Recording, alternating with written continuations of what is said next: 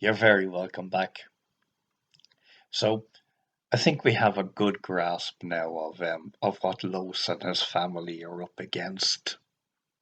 We're going to concentrate very soon now um, on Milton's mission itself with his female counterparts.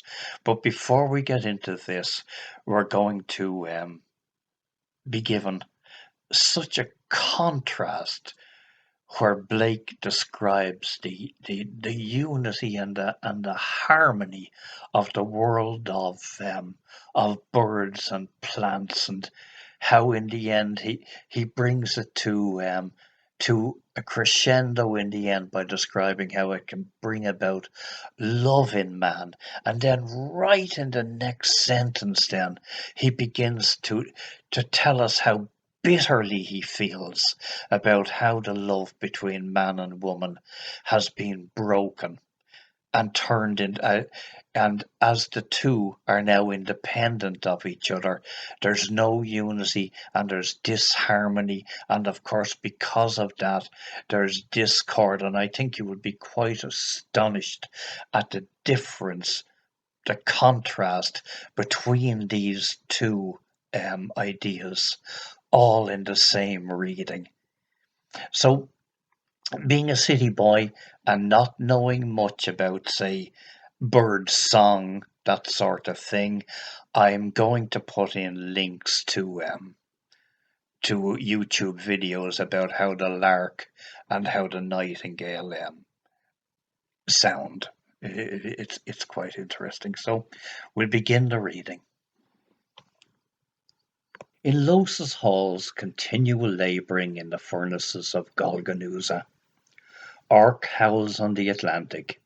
Ina Tharman trembles. All Beulah weeps. Thou hearest the nightingale begin the song of spring, the lark sitting upon his earthly bed, just as the morn appears, listens silent, then springing from the waving cornfield, loud he leads the choir of day.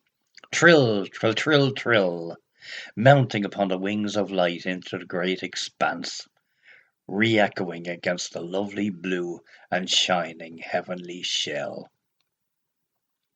His little throat labours with inspiration. Every feather on throat and breast and wings vibrates with the effluence divine. All nature listens silent to him, and the awful sun stands still upon the mountain, looking on this little bird with eyes of soft humility and wonder, love, and awe. Then loud from their green covert all the birds begin their song. The thrush, the linnet, and the goldfinch, robin and the wren, awake the sun from his sweet reverie upon the mountain. The nightingale again essays his song, and through the day and through the night warbles luxuriant. Every bird of song attending this loud harmony with admiration and love. This is a vision of the lamentation of Beulah over Ollalon. Thou perceivest the flowers put forth their precious odours, and none can tell how from so small a centre comes such sweet, forgetting that within that centre eternity expands its ever-during doors, that Og and Danach fiercely guard. First ere the morning breaks, joy opens in the flowery bosoms, joy even to tears, which the sun rising dries. First the wild thyme and meadows sweet, downy and soft, waving among the reeds, light springing on the air, lead the sweet dance. They wake the honeysuckle sleeping on the oak. The flaunting beauty revels along upon the wind. The white thorn, lovely May, opens her many lovely eyes. Listening, the rose still sleeps, none dare to wake her. Soon she bursts her crimson curtained bed, and comes forth in the majesty of beauty. Every flower, the pink, the jessamine, the wallflower, the carnation, the jonquil, the mild lily opes her heavens. Every tree and flower and herb soon fill the air with an innumerable dance. yet all in order, sweet and lovely. Men are sick with love. Such is a vision of the lamentation of Beulah over Ollalon. And the divine voice was heard in the songs of Beulah, saying, When I first married you, I gave you all my whole soul. I thought that you would love my loves and joy in my delights, seeking for pleasures in my pleasures, O daughter of Babylon. Then thou wast lovely, mild, and gentle. Now thou art terrible in jealousy and unlovely in my sight, because thou hast cruelly cut off my loves in fury, till I have no love left for thee. Thy love depends on him thou lovest, and on his dear loves depend thy pleasures, which thou hast cut off by jealousy. Therefore I show my jealousy and set before you death. Behold, Milton descended to redeem the female shade from death eternal. Such your lot, to be continually redeemed by death and misery of those you love, and by annihilation. When the sixfold female perceives that Milton annihilates himself, that seeing all his loves by her cut off, he leaves her also, entirely abstracting himself from female loves. She shall relent in fear of death.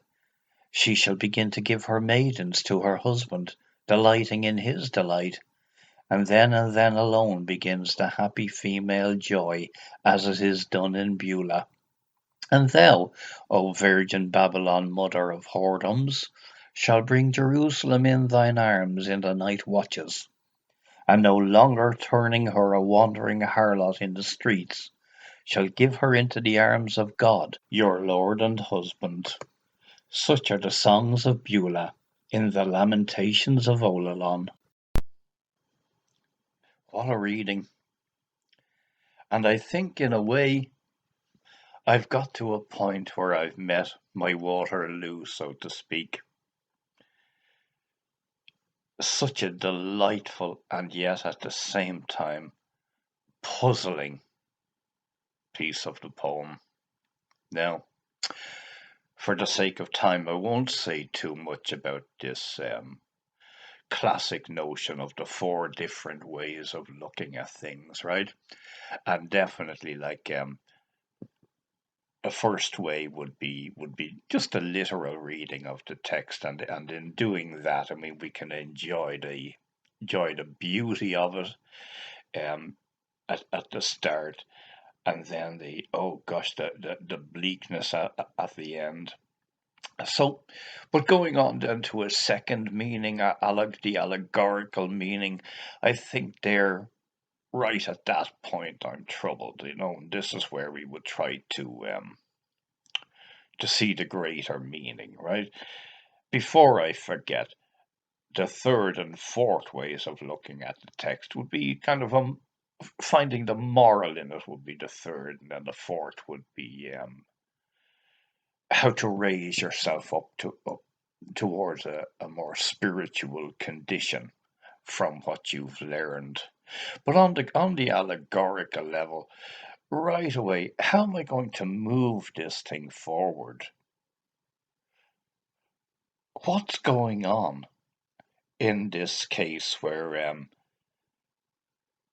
while we're talking about nature and we'll understand it as the world, Blake takes us to a point right into the very heart of the likes of a flower and tells us that at that heart there's a place where a human understanding can go no further. And he uses that idea of the two old biblical giants, and he uses them more or less as bouncers at the door of perception. And their manager, of course, is Satan, and it's kind of saying, "Thus far and no further." So, in one way, then we're talking about like nature on our level and the enjoyment of it, and then on the other level, there seems every time he says a certain amount about what's going on, and it would appear to be our world, then he punctuates it and says, such as a vision of Beulah at this. So what I have to suspect that what Blake is doing here, he's not the first one now to use the fourfold way of looking at life, you know. Um, I think it can be seen as far back as Plato, but Dante, of course, used it too. Blake is using it, but I suspect that what Blake is doing between, say, Ulro and Generation and on up into Eden, that in a sense that these places are actually also being used as levels of consciousness that mesh into each other and are multi-dimensional in the sense that very often anytime we're reading about something happening on one level, and it doesn't have to be the bottom level, it can also be simultaneously happening on all the others. So I think for that reason, it's so complicated. I think that I will always be a student of Blake. You know, it'll be a lifelong affair for whatever's left of my own life, you know. But I think it takes that long, possibly because it took a lifetime for Blake to actually come to fully understand himself. So, with that in mind, well, curiosity, I suppose, I would hope would drive a person forward to get the full impact of this text, to use the imagination or the imaginal, as some people see nowadays, to see through to what Blake has finally come to understand that our world is all about. So, thanks for listening, and I hope to see you next time. Bye for now.